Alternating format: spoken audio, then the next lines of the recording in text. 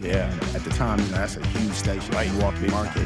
She sends me a DM, and I'm just like, whoa. And Russ, you get some exclusive. I don't know if I ever told this public. Well, that's all we're here.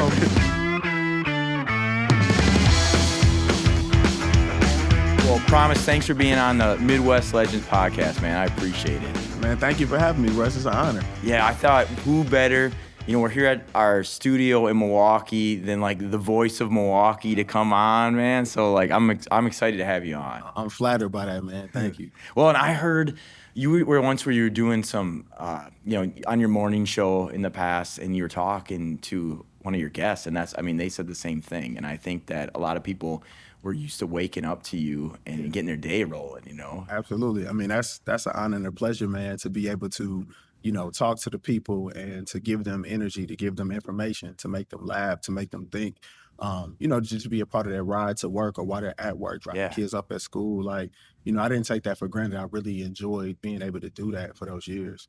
Well, that's why I wanted to jump into a little bit of your background.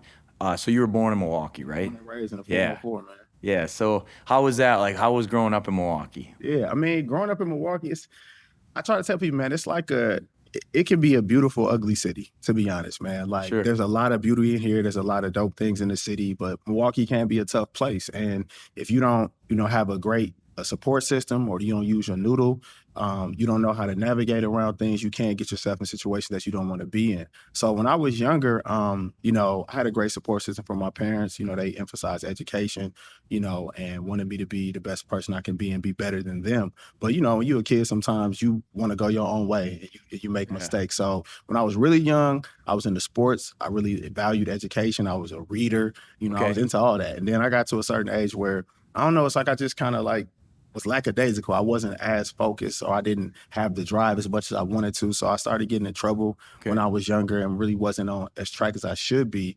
And, thankfully I had a pivot where I was at a certain point where I realized that I have aspirations and dreams. I want to do more. And if I don't get myself back on track, if I don't get focused, those things are not going to happen. So, like I said, just growing up in the city, I experienced the highs and the lows. But being from Milwaukee, I think, makes you tougher. It gives you a hunger. It gives you like a sense of, you're an underdog already. Just being from a city like Milwaukee, being from the Midwest, sometimes we get overlooked or people don't value us as much. So I took that pride in being from a city like this and used it in my DNA to help, me try to grow and level up into the person I am today. Well, and then you went to school in Milwaukee, right? And then eventually, I think you did some college as well, right? Yeah, I went to Carroll and Waukesha. Yeah. Carroll University. So you kind of, you're born and raised here, like you said, and then at some point you got into the radio industry, right? Like Carroll was the introduction into that. Yeah. And so, was there a point in your life when you're like, hey, this is something? Was it before college, in college, when you were just like, hey, this is something I want to do? This is like how I can be part of Milwaukee. This is what I think I should do. Honestly, Russ, I never thought about it being a career, right? As a kid, most of us, we all listen to the radio. So I love music. I would mimic the guys on the radio, have fake little radio shows with my friends in the neighborhood and stuff. Just have fun. I didn't ever know it could be a reality. But when I got to college, even though Carroll was not a broadcast school or school for anything like that, I remember getting a tour when I first went out there. And on my tour, I remember they took us in the campus center. And when you go down to the campus center, in the basement of it is where WCCX, the school's radio station, was. Okay. And I remember walking through on the tour, and I was like, yo, what's that?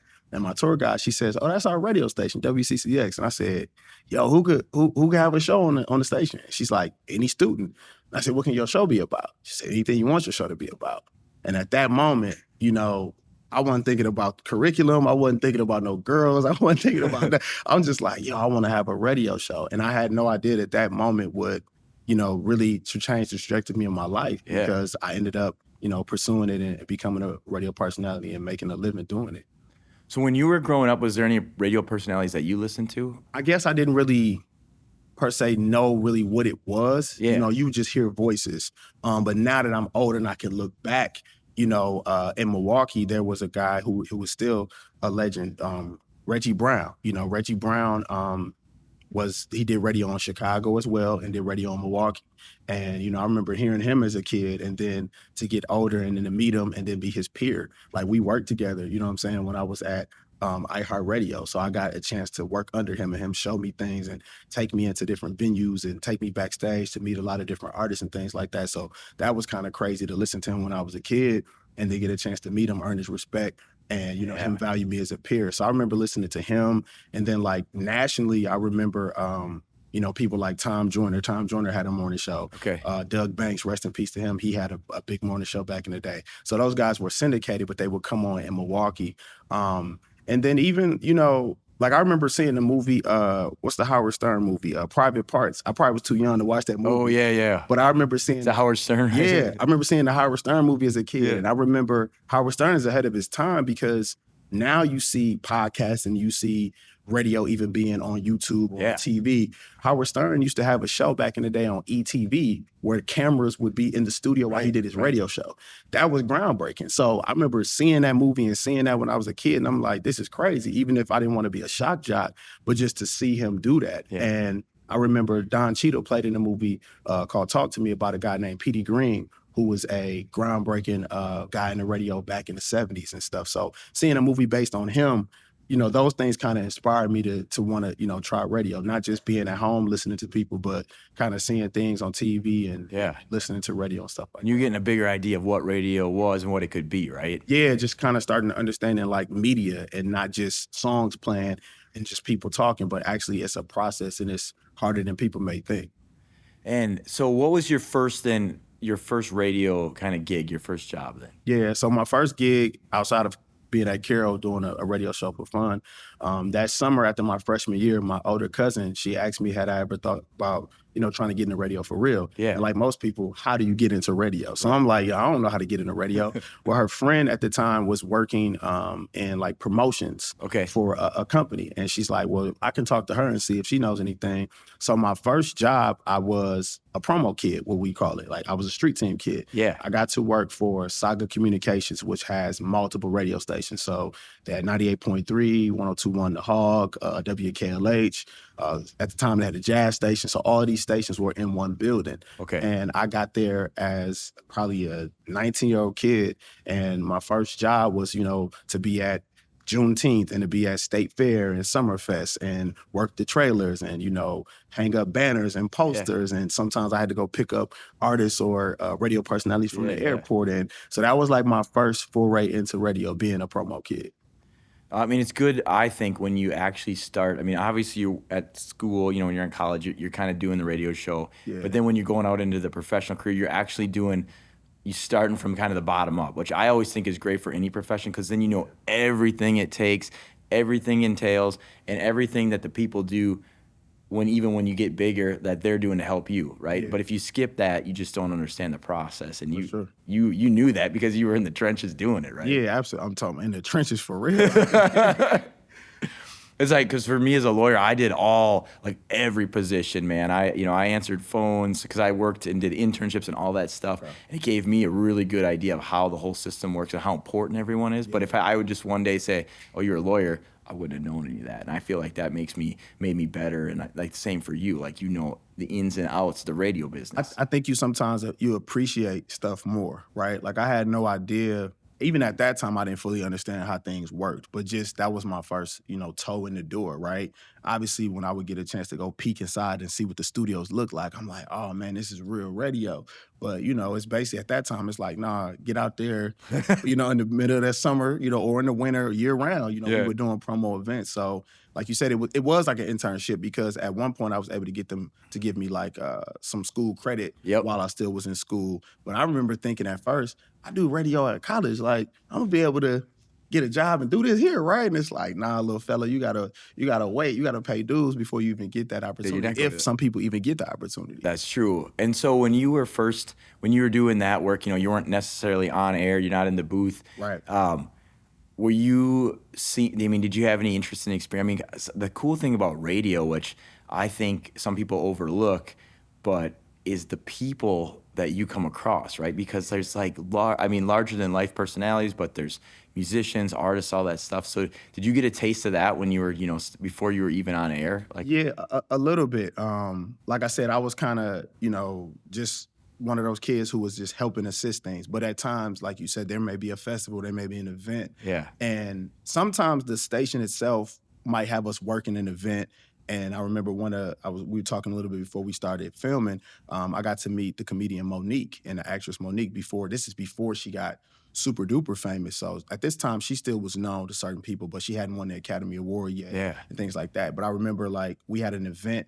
It was downtown, I think, at the Performing Arts Center. Okay. And I remember us as the promo kids, we got to work the event. So no, we didn't get to do any interviewing or we didn't get to get on stage, but we were there helping set up the event and things like that. And I remember we got a chance to take a group picture, and then I got a chance to take a solo picture. And I remember getting her to talk to my mom on the phone. And I remember her telling my mom, like, oh, I met your son. Like, your son is so sweet. And I remember telling her, I'm like, Mo, you gonna see me again. I have no idea at this time what I'm gonna do or try to do, but I'm like, yo, you gonna see me again. So we got to get opportunities sometimes to meet people backstage and things like that. And other times I learned you had to go make things happen yourself, right? Sure. They wouldn't always give us the opportunities or access to things. So I remember me and my homies who were working together, we would just start using the station to our advantage. Even though we weren't on the air, we're like, you got a lanyard, you got a badge, like we work there. Like we not somebody, but we work there. So I remember one year at Summerfest, we went on a craze where we were going backstage to the stages before the concerts happened early in the day. Because you'd be at Summerfest, we work like 8 to 12 hour shifts. Yeah. These be long days. So we would get there early, we go to whatever stage it is, we talk to a stage manager like, yo, I'm from such and such.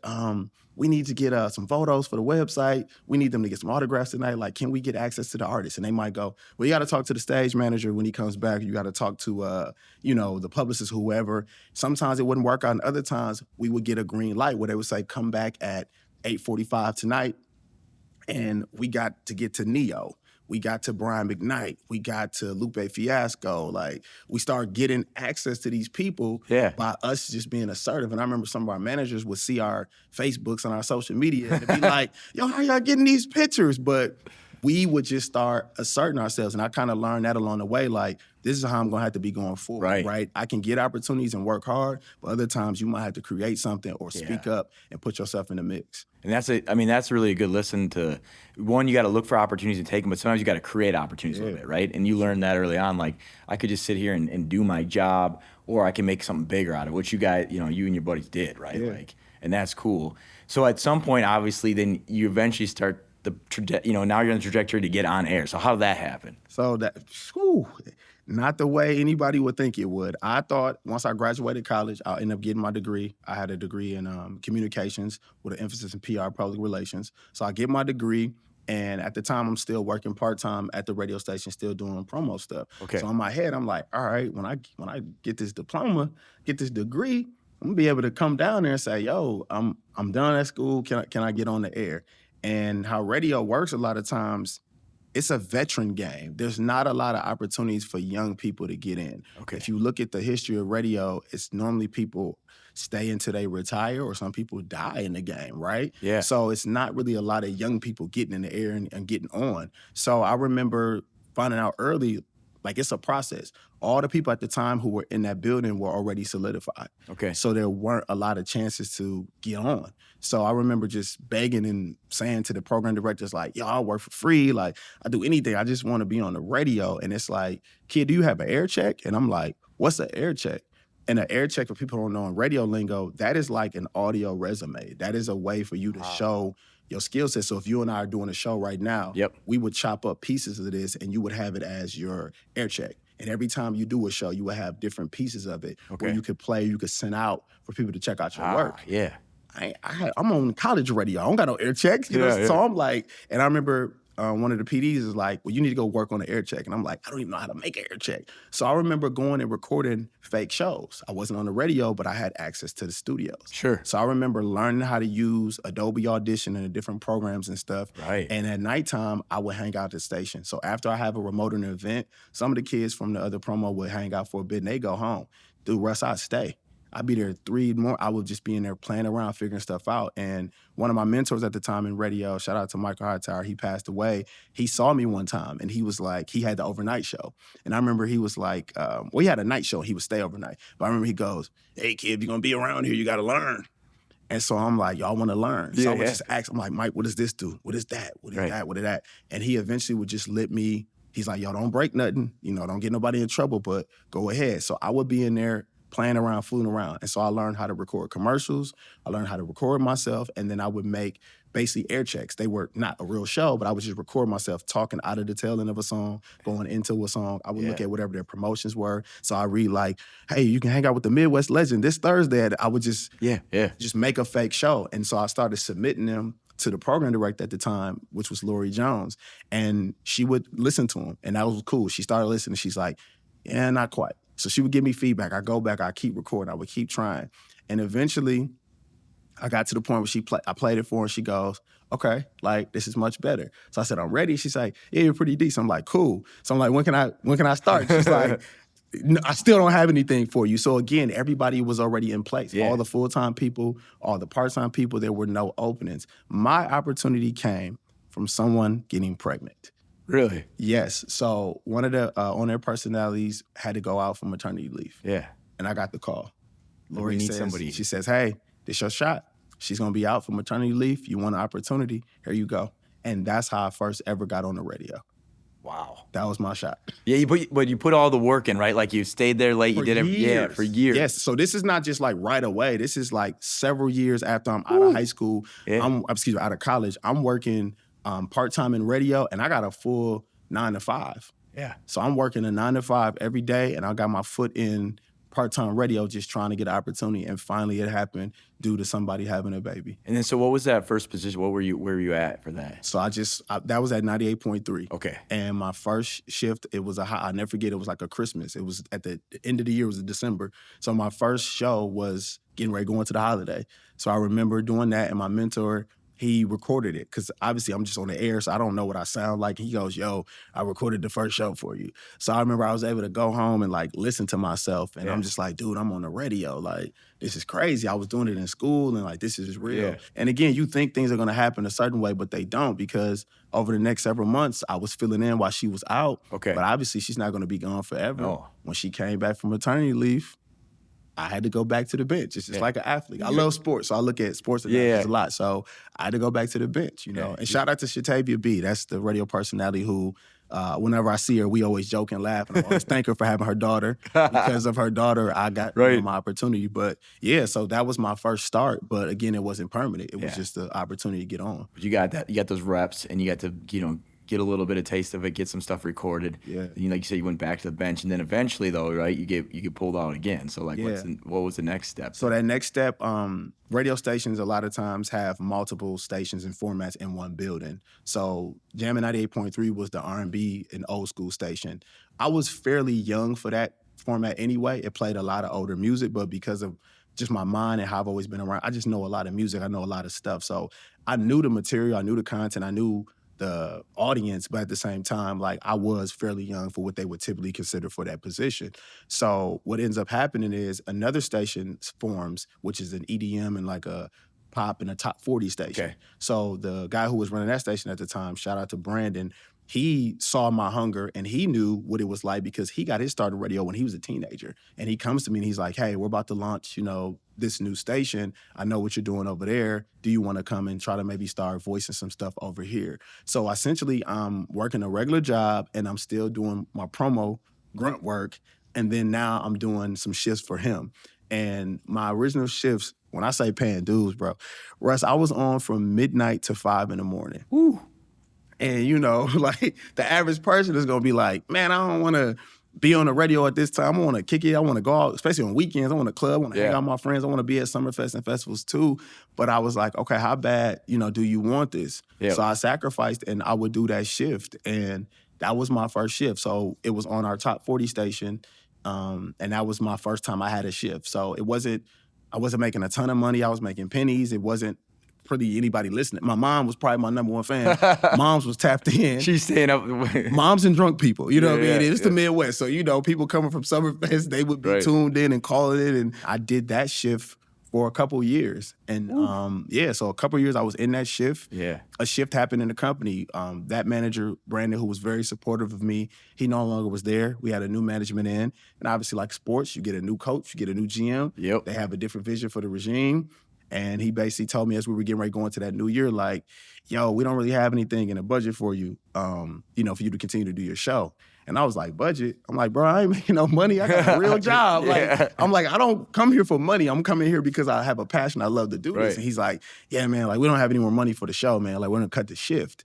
So he's like, but you're not fired. Like, you still got your key access. Like, you still can come in the building. He's just like, I don't have anything for you, though. And so I'm kind of crushed, right? And I'm sitting there, he's talking to me, and he's like, yo, you take constructive criticism really well, bro. And I was like, look, man, like, I've been dealt a lot of different blows in my life. I'm like, this is just one piece. It ain't gonna stop me. It ain't gonna prevent me. Like, it is what it is. And I remember him saying, well, why don't you go down the hall? Because remember, all of us are in one conglomerate. Yep. He goes, well, what about going back to 98.3? Maybe they got something for you. The lady who originally gave me my shot, Lori Jones, she no longer was in the company. So a lot of my support system wasn't there anymore. So I'll go down the hall to that program director. Hey, how you doing? You know, she said, oh, I know who you are, I promise. I said, hey, I was just wondering, you know, I'm not gonna be on that station anymore. Do you guys have anything where I can possibly, you know, she's like, I got all my jocks. I don't really have anything for you. I said, well, can I fill in or can I, you know, do any really thing? And she's like, I don't really have anything for you. And I remember just kind of being like, damn, I worked this hard to get to this You put in point. all that. Yeah, and so I'm like, now what, right? Like, do you just go back to the 9 to 5 and keep grinding in that day job and making an honest living, but being unfulfilled, or what do you do? And I remember just continuing to come up there every day, right, in the nighttime. I didn't have a shift anymore, but I still was in there recording, still was in there learning stuff, doing just different things, just trying to get really a grasp on what I was gonna do. And sometimes when you least expect it, that's when you get an opportunity because you never know who's paying attention. That's why I try to tell people, especially young people when I talk to them, even when you're somewhere that you don't want to be the best version of yourself. Yeah, that's a good because point. you never know who is watching, who's paying attention. I got a text message a couple months later from somebody who was at another company who used to be at that company. Goes, hey, what's your situation right now? And I said, I'm just kind of on ice. Like, I still work there, but there's nothing really going. There's somebody who wants to reach out to you. Like, check your DM. Somebody's trying to DM you. Yeah. And I had a DM from Bailey Coleman, who was the program director at iHeartRadio, which was V100. Yeah. And at the time, you know, that's a huge station in the Milwaukee Big market. time. She sends me a DM. And I'm just like, whoa. And Russ, you get some exclusive. I don't know if I ever told this publicly. Well, that's all we're here. But yeah, she shoots me a DM, and she's just kind of like, yo, what's up? Like, I heard about you, and, you know, I just wanted to see what was your situation, what's going on. So we're going back and forth, and she says, would you mind, like, having lunch? And I'm like, it's not illegal to have lunch. Yeah. 'Cause I'm not under contract either at this time. Remember, I'm working part-time. So in radio, the blessings to get salary or contract. I didn't have a contract. So I said, sure we can have lunch. So we go have lunch. I never forget. We go meet up at Cheesecake Factory, and we sit down, we eat, and we're talking, and she says, well, right now I'm not looking for a radio personality. Okay. I'm looking for somebody who can be a production director. Like, we need help with production. If people don't know about radio, that's people who are either voicing or cutting commercials. Okay. You know, so like you know what I mean? When you got advertisement, things like that, that's a production director, a person that records the audio or cuts it up or works with the clients and things like that. She's like, I'm looking for a production director.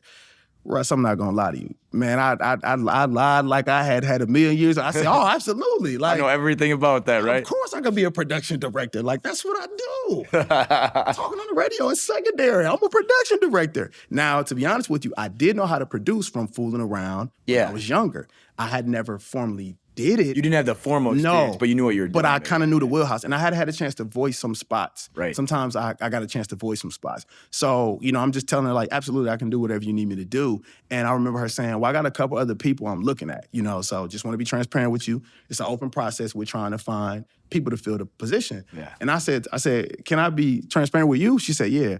I said, you're not looking for anybody else. I said, you're gonna hire me. And she says, oh, you kind of arrogant, aren't you? I said, no. I said, I'm very aware of myself. Yeah. I said, how many people have you sat down to eat with?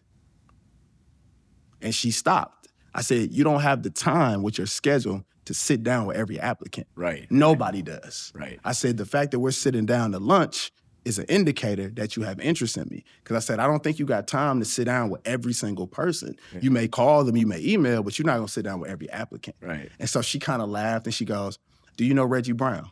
There's that name. Yeah. And I go, I don't know him personally, but of course I know who he is. She goes, I'm gonna give you his number, you give him a call. And I remember calling Reggie. He goes, "Oh, young fella, I heard you want to come over here." I said, "Nah, man, I heard y'all want me." And he's like, "This guy, you know." And then I end up getting an opportunity to go there and be the assistant production director. Yeah. So then, how was that experience? I mean, now you talk to Reggie Brown. And Yeah. you got a job there, and Right. you're doing something that you knew how to do, but you're kind of learning it a bit, right? But I know, like, based on what you've said in the past and just knowing you, I'm sure you put every effort to go above and beyond to learn it as fast as possible and Absolutely. do the best job. I mean, I quit my day job, and people don't know when I first got that job, it was part-time. Again, no guarantees, no contracts. And I remember her asking what my situation was, and she says, "Are you tied in over there?" I said, "No." So she said, "Well, if you take this position with us, obviously you can no longer work, at a competitor." I said, "I understand." I said, "Hey, I have a full-time day job though as well." She goes, "Okay, cool." She says, "Well, don't quit your day job." She said, "This is only part-time work." Yeah. And I'm like, "Cool." And probably like a week later, I go into my day job. And I do the exact opposite of what she said, and I quit my day job. And at the time, dude, I was doing finances, Russ. I was doing people's IRAs, doing accounts, you know what I mean? So you had a good day job, like a solid day job. Yeah, right? but not in my wheelhouse. People used to be like, "Did you go to school for accounting or marketing?" Or I'm like, "Nah, man, I'm a communication major." But of course, my personality, I'm always cracking jokes at work. People are like, "What else do you do?" You say you do something else. But my buddy ended up becoming my supervisor. But he knew my aspirations. So I went and talked to him. I said, "Look, bro, I got an opportunity to go get this gig in radio." And he knew how long I had been trying to get in. He goes, "Great." He's like, 98.3 is offering you a contract finally? And I was like, "Nah." And he's like, "Oh, V100." And I was like, "It's not a contract." He's like, "What is it?" I'm like, "It's a part-time gig." And he's like, "You gonna quit?" I said, "Look, bro, I have a college degree." I said, "I know that I can always go find a job, but I won't always be in this space and time to try something that I want to do. Yep. I don't know what's gonna happen." I said, "But I'd rather try it and see than sit and wonder years later what I could have did." And he was like, "All right, I respect it, bro. I wish you the best." He said, "You gotta go tell the big boss." So I had to go tell our manager. And I remember talking to her in the office and telling her, and her going, "Are you sure like this is gonna work out?" And I'm like, "I absolutely am not sure." And she's like, "Promise, this is a full-time job. Like, obviously you have benefits, you have money, you pay bills. What are you gonna do?" I said, "I don't know." I said, "But I have to believe in God. I have to have faith in myself, and I got to take this risk." And she says, "Well, you always have a job here. Like, if you need to come back, you can come back here." So I'm like, "Cool." That's nice. I quit. I go talk to my mom about it, and I go tell Bailey Coleman, and she goes, "I told you not to quit your damn job." And I'm like, "I'm sorry, Bells." I said, "There's no way I can fully be invested in this if I don't give him my all." I said, "What do you want me to do? Leave my day job and tell them I need to come over here to help or do something with you?" They're not gonna allow me to be that flexible. I said, "If I'm gonna do it, I gotta go all the way in." And I remember her saying, "Well, now you're here, I gotta make sure you don't drown." Yeah. And that was her way of being a very great support system to me to make sure that I was able to stay afloat during that time. Yeah. Well, I think the fact that she saw you were committed, but then also you knew this is what you wanted to do, and this opportunity, like we were talking about earlier, may not appear again, and you just got to give it because you didn't want to be sitting there, even though you had a decent job, going, "Man, what if, right? What if I would have done that? What if?" And instead, you're just like, "I'm going." And very nice, though, because obviously you created good connections where your job was like, "Hey, you can come back if you need to." So that was good. But I ain't looked back since. You risked it all, man. You just went in. You sent it. You went with it. How'd your mom feel about you working for iHeart? I mean, because I know it's part-time, but you're working for iHeart, which is a big... I mean, they're number one, radio company in the country. I mean, and globally they're huge. So, yeah, my mom was obviously, she's a mother, so there's somewhat being nervous for your child, your baby, but she believes in me, and she knew that, things will work out in some way. She didn't know the plan, but she's like, "I think you'll be fine. But if you need any help, you need some support, I'm your mother. I'm here for you." So in my head, I'm like, "Man, I don't want to have to move back home. Or, I don't want to be asking mom for no money." So to me, I'm like, "All right, Promise, you got to figure this out." Yeah, right? So I'm over there. I'm doing, and again, I had to learn quick. So I started doing production for real. I got clients like yourself, people coming in. I'm recording different businesses, different entities, their commercials. Then other times I'm voicing stuff. I do national and local. So I might have to voice something from out of market, doing stuff for in the market. So I'm getting good, getting comfortable with that. But Russ, I want to be on the air. Yeah. So in my heart, I'm like, man, if I get any opportunity, I want to be on the air. So what happens is a weekend shift opens up.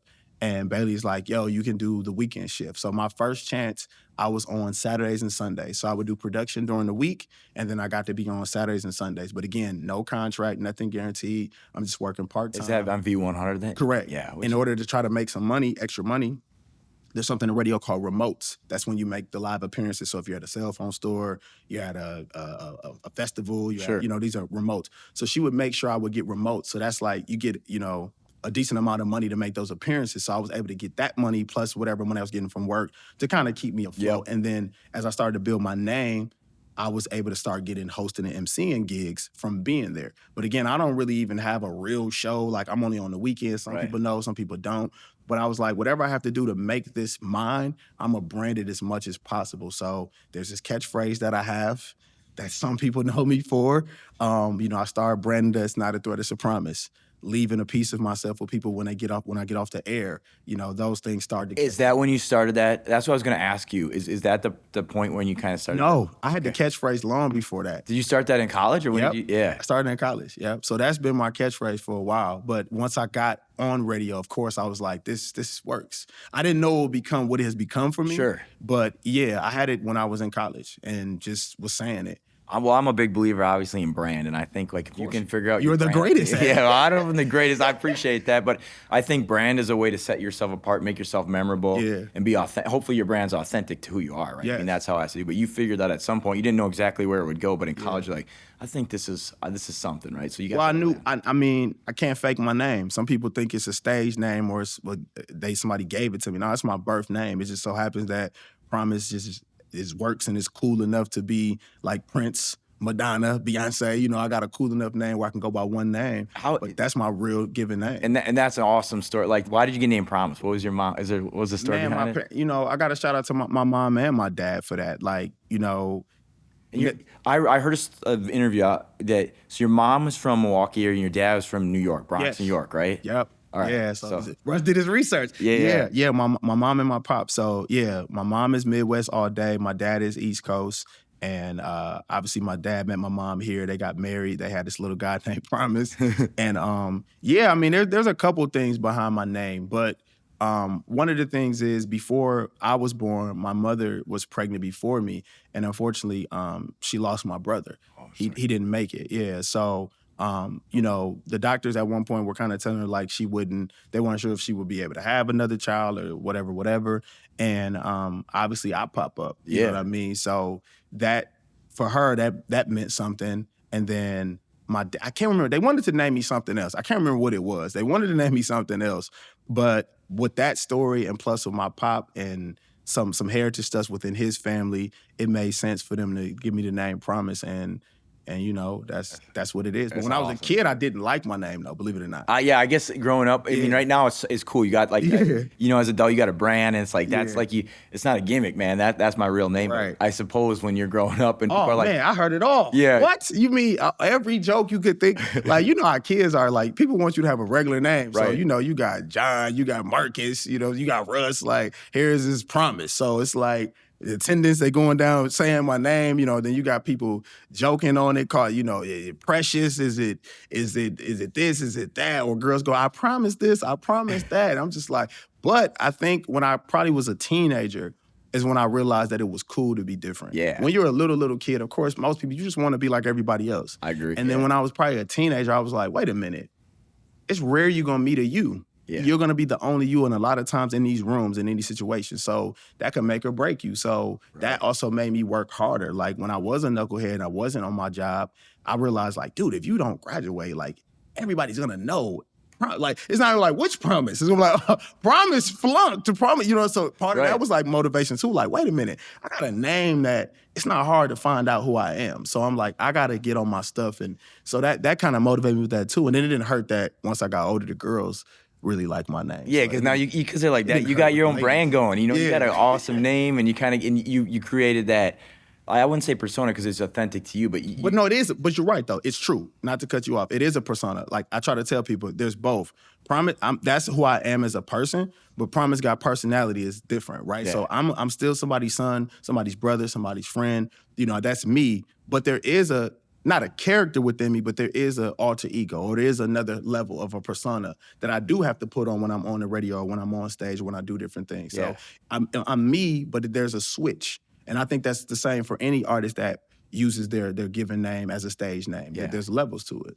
Well, and one thing that impressed me when I first heard you on the radio was just like the energy and the enthusiasm. Thank you. And I think that probably helped you in your career, but I think that to me was like differentiated you from a lot of other radio personalities. It's just like you had this just authentic and genuine energy to what you were doing. And is that something that you've always had, or is that like how did that come about? No, I had to develop it. Like you said, like it's not a character, but it's my character, if that makes sense, right? Like the character development, who you are, your character, what speaks to you as a human being, right? Your character. Find out who you really are, right? Versus me trying to be a character. So when I'm first getting into radio, I'm unsure of myself. I got different managers telling me different things. So then I remember like changing my tone and my pitch and almost losing who I was. Russ, if I was to play some of that audio for those air checks for you, you'd be like, yo, who is that guy? Right. I didn't know who I was. I was lost. So I'm like, this don't feel right. I'm uncomfortable. I'm not me.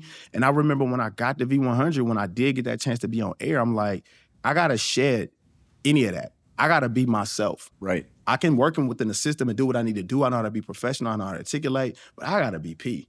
And if I'm not going to do that, I can't do it. And so thankfully, Bailey allowed me to be me. And that was one of the best things that happened, because even with my name, like I used to didn't go by just Promise on the radio. When I first started, shout out to Deion Sanders, one of my favorite athletes of all time. My nickname was Primetime Promise. Really? So I would go by Primetime Promise or Primetime P. So all the other times I was on the radio before I got to V100, that's who I was. When I got to V100, Bailey Coleman was like, we're not doing that primetime stuff over here.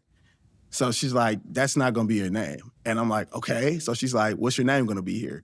And I was like, I don't know. I'm like, I've been using Primetime. And she's like, no. And she's like, why don't you just use your real name? Right. And I was like, I've never been just Promise. I'm like, I feel kind of like, I don't know. Yeah, she was like, just be Promise. And I was like, okay, I'll try it. And she was the one who told me strip off whatever and just be Promise. Yeah. And I already had the catchphrase. So I remember she would mess with me at first, like, stop saying it so much.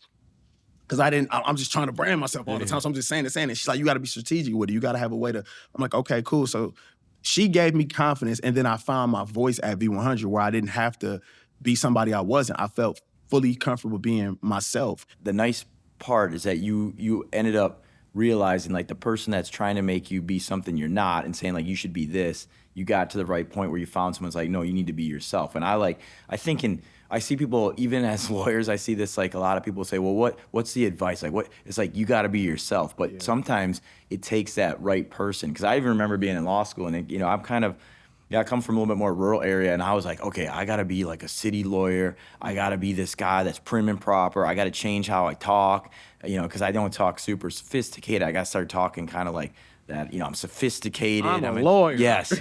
And so there's a part, like, even if you look back at some of the ways that I did things, I was at the same point where I was trying to be someone that I wasn't. Yeah. And then eventually, through different things, it started to click, and I was like, man, people like me for who I am, and I should just be that. Absolutely. I mean, obviously, you want to make sure you do the good. Everybody has good and bad parts, right? But like, you're like, this is, and credit to you, you found that, and then that, I think, sounds like that's what led to the next stage where you became like, now you got the contract, now you're on the radio, right? Yeah. Like, and people are excited to hear you, wake up to you, to get on and interview by you, right? Yeah. Like if I didn't go through all of the stuff that I went through prior to getting that morning show, I don't think I would have been prepared for it. See, sometimes in life, we want things before we're actually ready for it.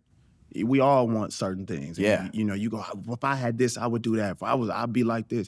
But you might fumble it. Like I said, I'm a big sports fan. So if I give you that handoff too soon, you're gonna fumble that ball. Right. You know what I'm saying? Or if I pass and you're not looking, you might miss that shot. So you might have to get them reps in that gym. You might have to be on the bench. You might have to be in the G League. You might have to get cut. You might have to go overseas. Whatever. You might have to do these different routes and paths to get to where you want to get to. And for me, my journey wasn't easy, and it still hasn't been easy. I've gone through a lot of ups and downs, but I felt like it prepared me and made me better. So when I did finally get that contract without being arrogant or anything, I felt like, all right, this is dope. Like, I earned it. Nobody gave me anything. Like, I earned that contract. And that went well. I was at V100 for 4 years, had some success there. Everything was great. And then this magical thing called COVID-19 happened and kind of ruined it all. At V100, is there any people that you got to interview, or anyone that you really like sticks out, or that you were really? Yeah, I mean, that was the beginning of it all. That's where I really got my chops, like as a Yeah. host and well, not as a host, I was already hosting, but as far as like being a good person, being a good interviewer and knowing how to interview artists and different people. Yeah, one of my biggest interviews, one of my favorite, Ice Cube. You know, I got to interview Ice Cube and I got to make Ice Cube laugh. And I don't know if you've seen Ice Cube, obviously his demeanor and his personality Right. is not one that you want to play with. He has a very, you know, tough exterior, the way he carries himself, whether it's in film or music. Yeah. So I remember when I got the call that I was going to interview him, like I was nervous, but I was excited because I'm like, I grew up watching this dude movies and, you know, like Friday's one of my favorite movies. So I'm like, Right. I get to interview Ice Cube. So I remember coming to the interview, I had a shirt with his face on it. Okay. So, you know, I got on a Milwaukee hat and I got, you know, Ice Cube's face on a shirt. And, you know, I get a chance to shake his hand, talk to him a little bit before the interview. And I remember I got my questions and I'm ready to roll. And so we're doing an interview and we're talking about his film career, his music career, but also he has he promotes a 3-on-3 basketball league too. Okay. So we're talking about that. And I remember there's a segment I do with all my guests, whether I was in the radio or in person. I got this game called First and Last. I heard that. Yeah. Yeah, so I play it with everybody. So I'm like, Q, you ready to do first and last? He's like, I think so. But I normally cater it towards whoever I'm interviewing. Some questions are the same, other times they're very different. So for Ice Cube, I had the nerve to ask him, when's the last time Ice Cube got mad? And he just starts laughing. Like, and he goes, yesterday.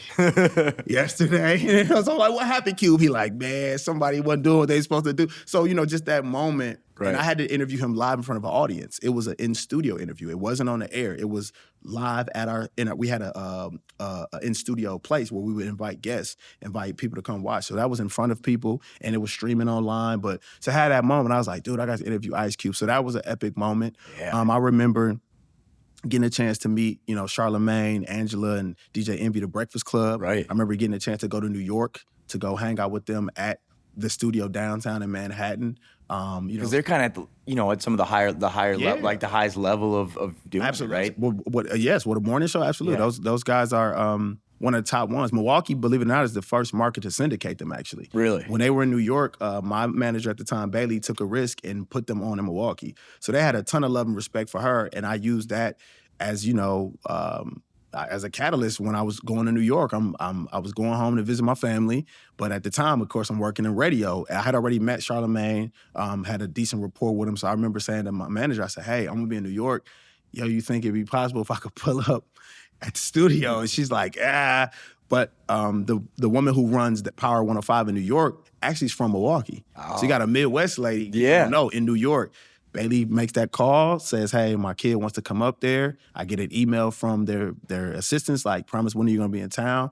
Go down to New York. I don't know how to get around. So I asked my sister, I'm like, yo, can you take me on the subway to Manhattan? And she's like, for what? I'm like, we're going to the Breakfast Club. And sure enough, we get down there and we get buzzed in, and it's a huge, huge radio station compared to anything I've ever seen. Yep. Multiples in one building. Z100 is in there, which is a very popular rock station. We go up on the elevator. You get to the glass door. They got my name. They got a little badge with it on there. We get to go in there. At the time, they were recording the interview, so we're sitting, waiting in the lobby. I'm seeing different DJs and people I've seen on TV or social media, like, yo, that's so-and-so, that's so-and-so. And, you know, we're sitting and waiting, and, you know, Charlamagne walks out, and he goes, what's up, Promise?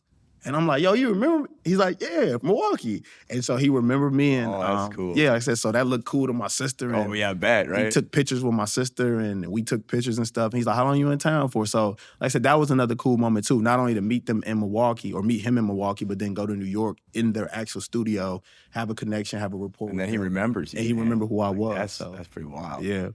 When you were getting ready to do these interviews, like, what did you do to learn how to interview? Were you just watching other interviews, or like, because you're going from what you were doing to all of a sudden now you're interviewing Ice Cube, which Yeah.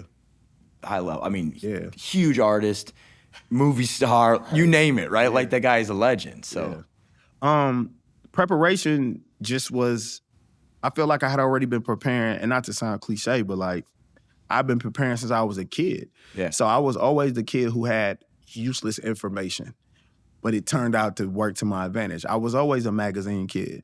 So Yeah. I was reading the magazines. I was watching MTV. I was watching BET, right? Reading magazines, watching movie trailers, I just always was into entertainment and media, like in sports. I was always fascinated with that stuff. So when I'm supposed to be doing homework or paying attention to other things, my brain is like, who got traded to this team, or who's dropping a new album, what movie coming out? Yeah. Like, I always was interested in that stuff. So I used to do mock interviews by myself. Really? I had no idea what will become, but like I would just talk out loud and do fake interviews, whether I was acting like I was being interviewed or I was interviewing somebody, or do it in the mirror. So not that I ever knew it would become to this level, but I was doing that stuff as a kid, kidding around. So when it came time to real time, all I did is I just magnified. I took those things from childhood and I said, all right, do your due diligence, right? If you don't have the information about an artist, an actor, or an athlete, go research it. Find out about them, read about them, research things, ask for a one sheet on them, get some information. Yeah. Or listen to the album maybe, watch the movie, like pay attention to whatever else they got going on. If they did go on Good Morning America today, make sure you don't ask the same questions. If they did go on another podcast, if they did go on another radio show, sometimes I would look at the other content to avoid things. Other times I would just trust my gut and just kind of put together the right subject. And truthfully, to be honest with you, Russ, I don't ever write questions. Yeah. All my years of interviewing people, I've never written out full questions, except for first and last. First and last, the only time I write it out or type it in my phone. Everything else is either bullet points or just moments or things that I think will spark a conversation and make it open-ended to where they want to talk to me. You know, you're born and raised in Milwaukee, and then now you're on radio. You're how did you feel? I feel, because Milwaukee's kind of a different vibe, right? Like it's got the big city, but it's Midwest, and it's got this blue collar feel. And I feel, and this is me, you know, having grown up in Green Bay and Sheboygan and had been in Milwaukee a lot. I feel a lot of Milwaukee connection, like I'm proud of Milwaukee. Yeah. And I feel that people outside of the Midwest, like they're interested in Milwaukee. And so like even like the fact that Charlemagne remembered like, oh, that's Promise from Milwaukee. Yeah. Like how did Milwaukee, do you think that being in Milwaukee helped you? I mean, I'm proud to be from the city, right? Like there's no shame in that. Like some people, if you got parents from two cities and one city's bigger than the other, some people might use that city, right? I'd say, yeah, for you it could be a New York. I could easily claim I'm a New York guy. Yeah. I don't, but there's some people who might go, "Oh yeah, Promise you're from New York, right?" And I'm like, "Nah, my pop is, or my other half of my family is." I'm born and raised in Milwaukee, Wisconsin. I'm from the 414. Yeah. I don't shy away from that, right? So I'm proud to be from the city. I'm happy that I can be a part of this, right? So I'll tell you when the real sense of pride came from. Part when I was on V100, because a lot of us grew up listening to that station, right? Okay. So to be a little kid listening to that station, which is a heritage station, and then to grow up and then be on it, Yeah. that was weird. It was like, I used to listen to he's in the hallway, he knows my name, right? Yeah. So I'm like, these people who I used to see or hear when I was a kid, they know my name. That was flipped out for a minute. But the real sense of pride, and you alluded to a little bit earlier, which was when I got my morning show. When I had my morning show, there hadn't been a locally produced urban radio show in Milwaukee in probably almost 20 years. Some of my other compadres in morning radio have locally produced shows, but they're not in my format. Yeah. You know, you might have talk radio, you might have sports, you might have adult contemporary or pop or whatever. But as far as what is considered urban, which is a hip hop and an R&B format in radio or urban AC, we hadn't had a locally produced one in a very, very long time. So not only was it a sense of pride that I was local, because everything else was syndicated. Shout out to Breakfast Club, but they syndicated. Yep. They're not in Milwaukee. They make it cater to when they're on the air, but they're not here. Tom Joyner wasn't here. He would make trips, but he wasn't here. Doug Banks would make trips, but he wasn't from here. I can go on and on about all the people who had been on the radio for my entire life, listening to them. Yep. The last time I remember hearing Local One, I was a very small kid. So there wasn't anything local. Everything was nationally syndicated. So when I got that opportunity, it wasn't only just being proud to be from Milwaukee, but it's like, yo, I have a morning show and I'm from the crib. Right. I'm not in another market. I don't got to tell you, oh, I'll be in Milwaukee this weekend. You can see me now. I'm at Summerfest. I'm at State Fair. I'm at the mall. I'm at the games. Like, you can see me in person. You can touch me. You can feel me. I can know these streets. I know these potholes. Like, I know the lay of the land. And I thought that was probably when I had that moment when I was like, this is crazy, because I have a morning show in my hometown, and we don't get that often in this format because they've always opted to have these national shows. And I know things then eventually changed with COVID, right? That kind of like threw a wrench in a lot of different things. COVID was the best and worst thing, Russ, that could have happened. And what would you say was the best way? I mean, obviously, worst way affected kind of how things Yes. were doing, but the best thing that happened is it made us sit down. Yeah. And you know, you're a busy guy. I'm a busy guy. Sometimes we moving too much. Yeah. And if you ever been tired wrestling and you just fall asleep somewhere, you ever just been so tired you might just doze off on the couch or Sure, whatever. right. Eventually your body gonna shut down, right? Right. If we don't stop, our body will stop us at some point. COVID, I feel like, was a stop that the world needed, with the exception of the tragedies and the bad part of it. But I feel like everybody kind of needed a reset. We all are constantly moving and hustling and bustling and doing everything. And we don't always stop to just freeze and just absorb things and appreciate things. That was a tough period because when that happened, I got laid off from iHeart. Right. So the world stops and then I lose a job. So now I'm like, this is messed up. But on a downside, I said, but wait a minute, I had been working so hard, grinding, right, to get everything I wanted to get. And then it got pulled from up under me and I had no choice. It wasn't like I did anything wrong. The rug was pulled. But then while I was sitting at home and reflecting, it's like, you know what? Let me reset. Let me recalibrate. How can I come out better than I was before? I thought I had did some amazing things thus far. But I'm like, you have more to do. This isn't over. I had no idea Russell was gonna happen. We didn't even know when the world opened back up. But I was like, this can't be it. There's no way I worked this hard over the last whatever many years to get to this point and that be the end of it. It's gotta be something else. So COVID was a great time for me to get closer with myself, be in tune with God, just have patience, right? I had to have patience. And a lot of times we want things right away. The microwave is quicker, but that food is not as fulfilling. Right. When you gotta go get it and cook it and prepare it and put it in that oven. So that gave me that patience, like, you know what? I could sit for a minute. I could get better. And so that's why I say it was one of the best things that happened to me. Because of that, I was able to get this morning show we talk about. And so the morning show, so then when does that start? Let's talk about. So that's right at the end of COVID. So 2020 is ending. At the time, Intercom was the company which became Odyssey, the second largest radio company. Right. So I'll go from working for the number one to the number two. Opportunity opens up. I get a phone call. I'm out riding a bike because it's COVID. You ain't got nothing to do. Right. So I'm out riding a bike. And I get a call from one of my homies who is from Milwaukee, but he's doing some work in Atlanta. And he's just like, yo, there's somebody who wants to, reach out to you and talk to you. He's like, do you have your non-compete? And for people who don't know, on radio, we have non-compete contracts where after you leave a station or if you get let go or whatever, for typically 3 to 6 months, you're not allowed to work in, with a competitor do anything. And I had a severance package, so obviously I wanted to get my money. If you do break that agreement, you won't get your severance package or they don't have to pay you. Right. Remember, it's COVID. I need whatever money I can get. So I'm like, I sit on ice. So at this time, my stuff is up. And I'm like, yeah, man, my situation is up. And he's like, all right, cool. So I get a call from a guy from Atlanta who runs V103 in Atlanta, which was our sister station eventually. So anyway, we're having a conversation. He's like, yeah, man, we're thinking about bringing an urban station to that building. That building runs Kiss FM. 99.1 The Mix, very big stations in Milwaukee, but they had never had an urban station. So he's like, yeah, man, I heard you're the guy we need to talk to in this market. And I'm like, man, I'm flattered, So he knew some people I knew or whatever. We had a conversation like, hey, we'll be in touch. And then I ended up getting a call from the big boss who was running Odyssey Milwaukee. And we had a conversation and some other people I knew had some insight. They started sending me these screenshots of Hot 105.7.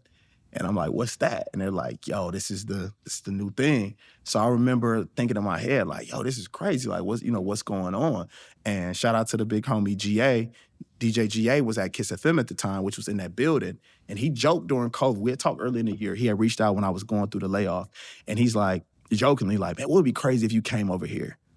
And I was like, I said, bro, they ain't about to let two brothers be on Kiss FM, man. I said, that ain't happening, dog. I said, we could wish. I said, I don't think that's gonna happen. So we joked. But what ends up happening is I got an offer from the same building. So he calls me, we're talking, and he's like, dude, this is crazy. Like, they looking at you. And he's like, I'm thinking about leaving Kiss and walking down the hall. So what ends up happening is I get the offer to come and start the morning show. They say they wanna, instead of doing syndicated, they want to create a local produced morning show. I'm honest with them. I say, hey, listen, I have tons of years of experience in radio. I said, I've done night times, overnights, afternoons, production. I said, the one thing I've never done a morning show. So this time I ain't lie. Yeah, you tell them like this is. I'll let you know. I said, yo, I know nothing. I haven't even practiced at all. I said, I know nothing, and I'm not. And the funny, Russ, I'm not a morning guy at all. So I said, yo, I don't know anything about this. I said, however, if you guys give me the opportunity, I will work my butt off to be the best version of myself I can be and do whatever I need to do to make this situation work. So remember, it's still COVID, so everything Zooms. So I'm not even meeting people yet. Everybody's talking heads. So Yep. I'm meeting with the regional from this market. You know, I'm sitting with all these people and we're doing these Zooms and they're like, yeah, we're looking at bringing you on. They asked me a couple questions. Well, if you were on air this morning, what would you have talked about? If you were doing this, what would you have talked about? So I give them a couple scenarios and next thing I know, I get a call from BK, who was running the thing at the time. I was getting ready to get remember we were getting tested frequently. Yep. I never forget, I was getting ready to go to AmFam. They were doing testing at AmFam. Sitting in my car to get tested, get the call. He's like, yo, they want to move forward with you, bro. So I was like, man, this is great. So I remember calling GA, and GA's like, dude, I'm going to do the afternoons. You got the mornings. So we're excited. Yeah. I had respected him from afar for so many years. We knew each other, but we had never worked together. So they bring me in. They pitch me the idea for the morning show. He gets the afternoons, and we were the first two. Well, I was the first person ever to be on air on High 105.7. I was the first person ever, and then we got the rest of the staff after that. So, yeah, and then I came up with the Morning Grind with Promise. That became the show that spring. So in 2021, it became official. And, man, we had an amazing run with that thing. I was able to do some amazing things with that morning show, reach the people, interview amazing people, connect with a person like yourself. And Yeah.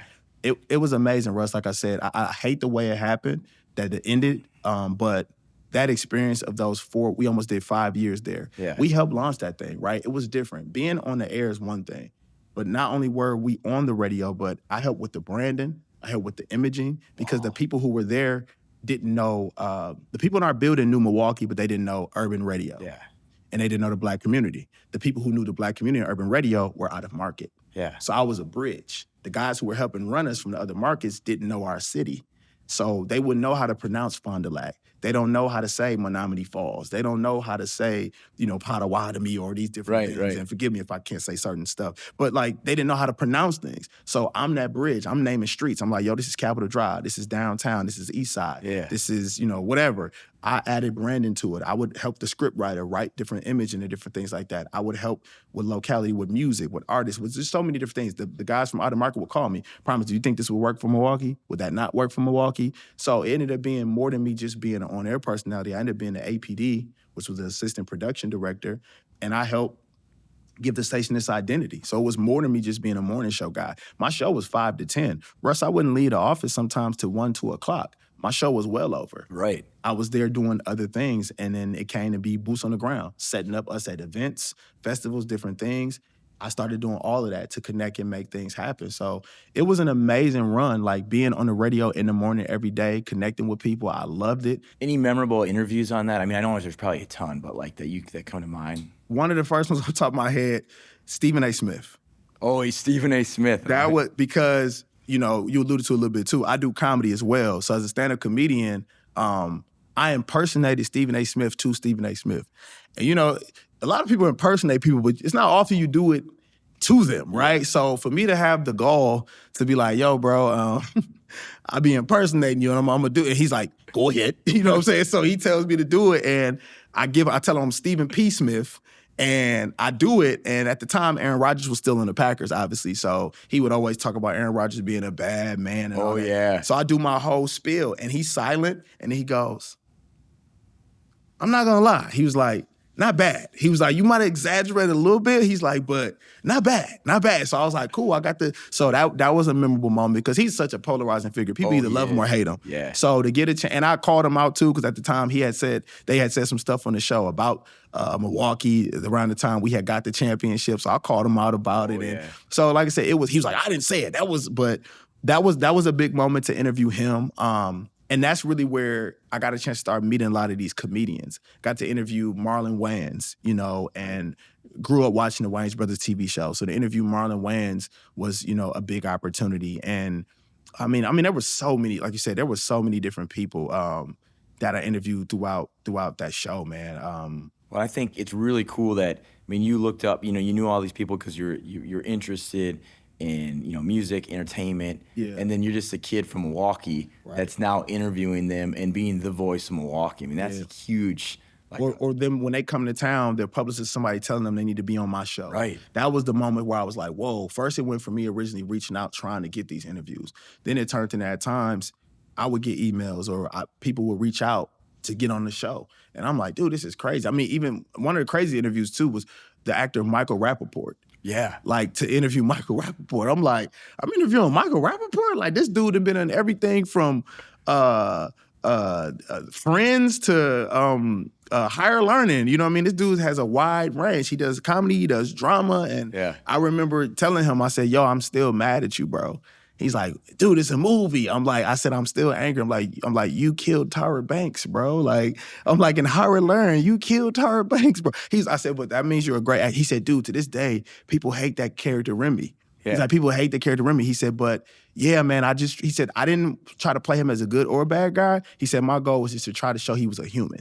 He said, so when I got that role, that was my idea. But he was like, that's funny. He's like, you hate me, bro? I said, dude, my whole life I was mad at you. I'm like, dude, you killed Tyra Banks in the movie. But, you know, just to have that moment to laugh at him about movies or shows that I had seen him in. And he rants on social media all the time about sports or politics. So just to laugh with him and be like, dude, what is with you? And he's like, yeah, man, I'm passionate. I see something. He's like, my wife is always like, yo, put your phone down, get off your phone.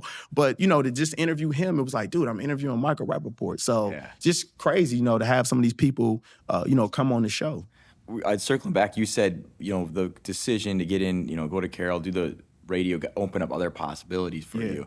And I know one of those things, and I don't know if exactly from that, but I know one of the other things you've done is the in-game announcing for the Bucks, right? Yes. Like, and so how'd that come about? Because that, I mean, that's another cool thing in itself. I mean, that by itself could be something, but that's just one of your many things. Yeah, no, that's a blessing. Yeah, that again from radio. Radio pretty much is the, you know, if you do like a family tree, you know how people show what branches of the radio is the nucleus for everything I've done, essentially, and it sprouts out of it. So yes, from doing radio, of course, I got on people's radar. A lot of people knew who I was in Milwaukee. The funny thing is, a lot of people knew my voice. Everybody didn't know what I looked like. Sure. So a lot of times people meet me, oh man, you short. I'm like, what you trying to say, bro? Yeah, so a lot of people knew my voice but didn't know my face. But yeah, from working in radio, that's how the Bucks I got put on their radar. Prior, I mean, I spent so much, I always say they paying me back because I didn't spend so much money, you know, being a fan and buying tickets and being down there. But to go from being a kid who used to watch them on TV, get nosebleed seats, to now I'm on the court doing this, it is crazy. But how I got that opportunity was from doing radio. They caught wind of me, and I got reached out about kind of like looking for some referrals, some people who could do it. At the time, I wasn't thinking about doing it. So I remember I referred somebody and that person got that opportunity. And I remember them being like, you know, what about you? Like, and I'm like, I don't know if I'm what y'all looking for. You know what I'm saying? I'm like, again, I had already at that point, I was fully authentic in being promised. I can adapt to situations, but I don't want to be somebody I'm not. So I'm like, I don't know if I'm what you guys are looking for at those games. Like, who I am is who I am. And eventually I remember coming down and doing a guest game. Like, I guest hosted once. Okay. And didn't hear anything really back. I did they gave me some free gear or whatever, took some pictures. And that was kind of that. And I didn't really think nothing else of it. And then fast forward maybe like a year or two later, I got that hey big head text, and it was one of the managers who was like, hey, you know, can we have a conversation? And I was getting ready to fly out of town at the time. I was getting ready to go to Miami, and it was like, yo, when you come back from Miami, like, let's talk. And then I ended up getting brought on officially, signing the contract, and I've been with the team for three years now. So, and I think that's another really cool story because like what you're talking about is so you went from hearing these voices on the radio to being on the radio to working with the people you heard, and then growing up a Bucks fan, Milwaukee Bucks fan, like that's your team. And now you're on the court. You're like the in-game voice of the Milwaukee Bucks, man. I mean, that's wild. No, it is. Like I said, sometimes, you know, we all have aspirations and dreams, and life is tough. So sometimes it's hard to appreciate where you are because you maybe aren't where you want to be. But I sometimes I stop, right? I just be living it, and I don't always be thinking about everything I've done, and I'm not an arrogant person. I'm grateful and I'm appreciative. But then I realize, like, nah, man, sometimes you gotta pop yours and realize, like, man, I've done some things, and it's not easy, and you've worked and you've grinded. So you don't wait for, you know, the current phrase, and right now everybody's talking about giving people their flowers, giving flowers. Whereas I'm not waiting on nobody to give me my flowers. If I did, I'd be under them. Yeah. I'm gonna plant my own garden. I'm not gonna wait for nobody to tell me that I'm great or that I've accomplished a lot. I'm not arrogant, but I'm gonna be appreciative and go, man, I've worked hard, and Yep. I look back at how far I've come. I still got a long way to go, but I appreciate my journey and my process and the things I've been able to do. Even if Yeah. I don't have $1 million, even if I'm not the most famous person, I'm like, man, I've been able to do some things that are cool and that mean something. So that's how I'm able to sleep at night and go, man, you've done some amazing things. You still got work to do, but sometimes stop for a moment and go, dude, this is dope. This is amazing, and appreciate it. Being, in game announced for the Bucks, being involved in the Bucks, any cool opportunity? I mean, I'm sure you met a ton of people, but Players, like yeah. anything that just like sticks out in your head that was like a fun or just an awesome experience, So I'll tell you one about like during like rehearsal. Okay. So we have to be down there and we have to rehearse before the game. So a lot of people don't know that. We have to be down there 5 hours before game time. So it's a long day. So the game, is at nighttime, but we're there in the afternoon, having meetings, going over cameras, going over scripts, going over game plans and different games we're gonna do and whatever. So when you get closer to game time, you might do some on the court stuff before we get dressed and go get a wardrobe and all that. And this is maybe about a season or two ago. Typically, the players aren't in there while we do our rehearsals. Sure. But if we cut close, you might go into court time where they got to shoot around. Giannis has a routine where he's doing free throws or whatever. So I've never been in there while he's doing that. For some reason this day, I had to shoot like a promo for like some school or something. So it was just me, like a camera person, my manager, and they're like, promise, we got to get this promo done. This is before a game. And so we're in there and there's like a group of kids who are like, we have bands play sometimes at Fiserv. Okay. So there's a group of kids sitting in the stands that are tuning up like their tubas and all this stuff. And then you look over and the Greek Freak is in there shooting around. So they're like, promise, just go to the edge of the court and we'll just shoot it from this angle. Let him do his thing. We'll just shoot you. So they're holding up these cue cards, right? Russ, I'm fumbling it. Like, I'm like, I'm Ron Burgundy. Like, I'm just blowing. I'm like, can we do another take? Like, I'm trying to do these things. And I don't realize, like, his two little boys are in there with him as well. Oh, Giannis's? Yeah. Okay. So they're just being kids, playing with the basketball, doing whatever. And they're doing what they're doing. And then at some point, one of his sons comes by me and rolls the ball to me like, play? Yeah. Like, Yeah. And so I'm supposed to be on camera doing this bit, and I kind of like look down and I'm like, and I look at Giannis like, is it cool? And he's like, you good, bro. So like I get the ball to his son and, then Giannis dunks, puts the son up so his son could dunk. But like that was just one of those moments where I was just like, what is going on? You know, like you don't see that often, but just being in there with him while he was training, but his little kid just being a kid and pushing the ball to me like play. And I'm just like, I don't want to get in trouble, bro. Like, so that was a moment. Then another one, Bobby Portis almost took somebody out with a basketball doing warm-ups. We were doing a live hit, so we're live on camera, and they're doing their shoot around, whatever. And I remember like the ball like bouncing past me while I'm on camera and like almost knocking somebody out. We laughing, and Bobby like, "Yo, my bad," but like we live, so you just got to keep like, man, I almost got my head taken off, but you just got. But you just keep going. Yeah, you just keep rolling because you live at that moment. But like little stuff like that, being that voice, the in-game voice, but then also kind of being part of the behind the scenes now. Like you see and you experience things, and like to your point, probably it's like, yeah, that's just basic stuff, but like this is kind of cool, right? Yeah, like to somebody else that might be nothing and pointless, but to me it was just a fun little tip. I think most Bucks fans probably like that'd be pretty cool. Yeah, so, but and again, me being a media guy, sometimes it's not even the players; it's running into like the legendary Kevin Harlan. You talking about Midwest legends? Kevin Harlan's dad is Bob Harlan from the Packers. Yeah, and Kevin Harlan does the Packers preseason games. He does NBA games. He does.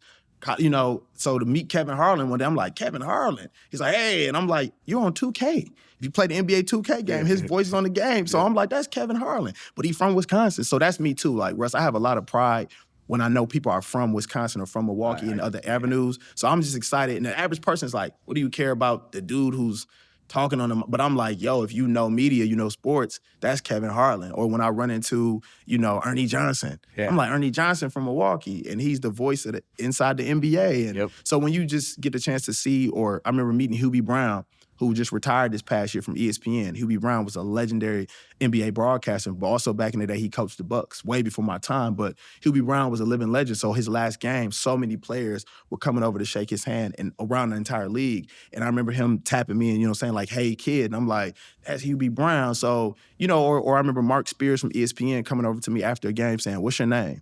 I'm like, I'm Promise. He's like, you're pretty good. That's cool. So, I Yeah. see this dude on ESPN and ESPN.com. He writes for their journals, and he comes up to me, asks me my name, and says he thought I was good at hosting. So when you just have those little moments, to other people it might not mean anything, but for me, I'm like, I'm an entertainment, I'm a media guy. So I know sometimes the people that maybe people don't know their names, but I pay attention to whoever this host is or this Right. blogger is or whatever. And I'm just like, damn, that's crazy. These people acknowledge me. So That's awesome. I just think that the fact that you're taking it all, and then you've got those Midwest connections and legends that you get to see Yeah. that are in their own right, but also because of the profession and what you've done, you can really appreciate it. But you're there meeting them, right? Yeah. Like that's Or just catching them passing. just catch, yeah, right. Well, so I know we're getting late on time, but I want to ask you one other thing because I know another cool thing you do is you do comedy, which is like its own awesome thing. Yeah. So I'll try not to take up too much time, but like, how did you get into stand-up comedy? Russ, I didn't want to be a comedian. It's like not like you don't have enough stuff to do already, right? But I just had no interest. Yeah. No interest. Like, if you would have asked me as a little kid, like, would you do stand-up comedy? I would have told you no. Like, that wasn't something I thought about. I've always been a naturally silly person. If anybody who's around me, like, and if people listen to me on the radio, I was funny on the radio, but being funny in conversation or being funny amongst your family and friends, it's completely different from being on the stage and making strangers laugh. So it never was something I thought about doing. But how I got into it, again, radio has been a catalyst in a lot of things. From being in radio, I got to meet a lot of different comedians. Yeah. And shout out to, I would feel, is a Midwest legend, Marlon Hill. He is a comedian from Milwaukee who has done voiceover work on Adult Swim, on Cartoon Network, and he's traveled and done one at the Apollo Theater and toured and did all kind of crazy stuff. But he also did radio. So I met him in my early stages in radio, and I would do promotional events with him. We would hang out, we would talk. He took a liking to me. He was doing some comedy shows, so he invited me to come see him. I had never been to a comedy show, Russ. So I'm in college, I go see him do comedy. I'm like, this is fun, this is cool. But I had watched like comedy specials and stuff on TV, but never seen it live. So I'm at the show, I'm like, this is cool. So what happens is one year we have a talent show at the job, and I was part-time. No part-timer had ever won. The trip on the line is to Las Vegas. And that's, I guess, the first time I tried some comedy, but it wasn't really comedy. I just went on stage and impersonated all my coworkers. Right. I had props, I had stuff that looked like people, and I just went on stage and just impersonated people. I won a trip to Vegas. So when I come back, he's like, yo, you ever thought about doing stand-up? And I'm like, absolutely not. I'm like, I'm just fooling around. I don't know what to do with stand-up. So he just had me come down and host for him. So I would go to his comedy room and I would just host. Yeah. I didn't have a routine. I didn't have stand-up. I would just go down and just kind of host, just be talking ish on the mic, having fun. People would enjoy me. Yeah. That was it. And he kind of put the battery in my back, telling me like, yo, I believe you can do this if you lock in and you get focused. And I'm like, yo, I'm not a comedian, bro. At the time when I was younger, I wanted to do music. I wanted to be an artist. I wanted to do radio. I'm like, I don't want to be a comedian. Fast forward, I washed away. I'm not thinking about it. In 2022, I called that same guy. And I say, yo, I got this idea. I had some ideas for like some sketches and some skits and stuff. And I was like, I said, dude, I'm thinking about auditioning for Wildin' Out. Nick Cannon's Wildin' Out. He's like, what? I'm like, yeah. He's like, I see that. I was like, I was just thinking about like auditioning for Wildin' Out because I took some acting classes and stuff. I said, I'm thinking about, I said, buddy, on that show, you can't just have a good personality. You can't just be entertaining. You got to be funny. Right. I'm like, I don't know if I got the funny chops. I was like, could I come down to one of your comedy spots and like just get some workout? And he's like, all right, cool. But he didn't know secretly I had some stuff in the tuck to where I was thinking like, these could either be things I do on the radio or these could be things I do as sketches. So I actually would test things out on the air and people didn't know it. I would say jokes on the air. Now, obviously on the radio, there's no direct response. I can't hear people laughing. But I would test out jokes on the radio actually and see how does it sound out loud and saying it. How does this feel? Yep. And then that fall, I went down, didn't tell anybody I was going down there, would go and I would work his rooms and do stand-up. And he would go, who wrote that? And I would go, me. He said, you wrote that? And I was like, I didn't know how to write jokes before. I'm like, I'm kind of figuring it out. And he's like, dude, you keep sticking with this. I told you years ago you could have did this. Yeah. And I did it through the rest of 2022. Wasn't telling my family, wasn't telling my friends, none of my coworkers. And you get to the top of the year, and I was like, all right, let's try it. And so I was doing small shows here and there, and I remember talking to him, and I said, hey, if I'm gonna ever really do this, I have to do it outside of you. And what I meant by that was, I loved him and appreciated him. He gave me the tutelage to get me in the game, but I was like, you're a safety blanket. I only feel comfortable doing comedy because you're around. Yeah. How can I ever do it if I have to do it where you don't have control of the room, it's not your space. So he's like, all right. And so I went and ventured out and created something called Funny on Sunday, which is my comedy series. And I put on my first event. And after that, it just started rolling to where I started opening for Donnell Rollins. I opened for Bill Bellamy. I opened for George Wilborn. I get a chance to be around Lunell. I've emceed for these people. I go to New York. I'm performing in Times Square. Like, it just snowballed over the last, 3 years, 2 to 3 years, where it just started rolling. And I've fully thrust myself into stand-up comedy, and I never thought I would. I think that's so cool. And then you're opening for some big names like that. Yeah, it shocked me. I'm in Chicago, I'm in New York, I'm here in Milwaukee performing at the Improv in Brookfield, being a guy who was in the audience watching, and now I'm on the stage, and it has been insane, Russ. You're everywhere, man. I wish I had more time to actually talk to you about the comedy, because I think that's pretty cool. But two things. One, you got a podcast coming out now too, right? So you want to what's that about? Yeah, well, let's give you some love. Let's shout out to Nicolay Law. Let's shout out to Russ, because you reached out to me, and I don't know if you cool me speaking on it, but you reached out to me when I was in a tough spot. You saw my work within the community, all different things I was doing, and you believed in me, and you were just like, "Yo, is there any way I can, support you, man, in any kind of way?" And we had some conversations, and I appreciate you and your team, sponsoring this podcast I got coming out. I'm excited. It's called Straight from the Yap with Promise.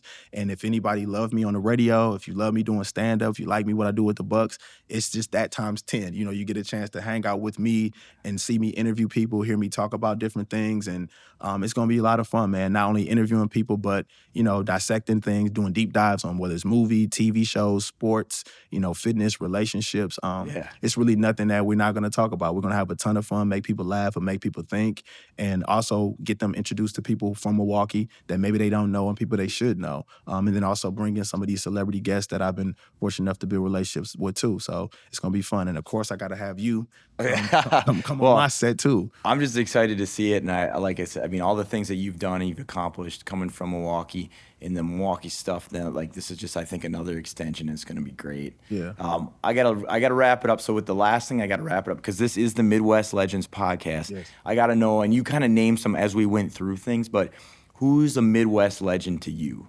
Yeah, that's a good. Who put you on the spot? Yeah, that's tough, because I should ask you first and last. I know, right? I thought about that, but I was like, nah. See, off the top of my head, because I'm a big sports fan, and I got a chance to meet him. I thought about Donald Driver. I thought about, even though he's not he's not a Midwest guy, he's from Texas. But he played on the Packers. Yeah, all his years of playing with the Packers, he's still embedded in the community. But man, probably Dwayne Wade, D Wade. Yeah. D Wade is from Chicago area. He went to school in Marquette. Yeah. So he spent a lot of time in the Midwest before he went on to a Hall of Fame career in the NBA. I would say Dwayne Wade is definitely a Midwest legend. Earlier I mentioned Reggie Brown, for radio. But I'm sitting across the table from a Midwest legend. Yeah. I'm not in the same category as Dwayne Wade or even yourself, but I appreciate you saying that. But see, Russ, thank you for even having me on the platform, because I don't even think I'm a Midwest legend. I think I'm a work in progress. So I don't think I've reached that level yet. I don't look at myself as a legend or look at myself as legendary or epic or anything like that. I think I've done some amazing things, and I think I'm a great example for people to look at, of my story, my journey. But I don't know if I've reached, that level yet. Well, and I think it's always work in progress. But the fact is, a Midwest, like from in the Milwaukee area, you on the radio, you with the Bucks, now you got that comedy, and look at the people you've interviewed, the people that you're opening for, that's legendary, and you've got, like you said, you've got more things down the road, and we'll have to circle back when we've got some more stories. I got a new one for you. I'm in Madison now. Oh, yeah. And even the fact too, as your career's progressing, you just keep doing multiple things and more things, you're a station manager and just all these cool things. And so that what you said earlier is you've got so many other things that are going to keep going. You've made it this far and you're not done, and you've got other things, and you might have some hurdles and obstacles, but you're just going to keep doing things. And I just feel like in Milwaukee, which I think is a huge part of the Midwest. Absolutely. You've done all these cool things, met all these cool people, and it's awesome to see someone from born and raised in Milwaukee doing all this stuff for Milwaukee and just becoming a legend. I think it's awesome. So I appreciate you being on the show, man. Thank you for having me, man. I just want to represent myself and my city and my state to the highest, and thank you for having me. And you are, man. You are. So, you. All right.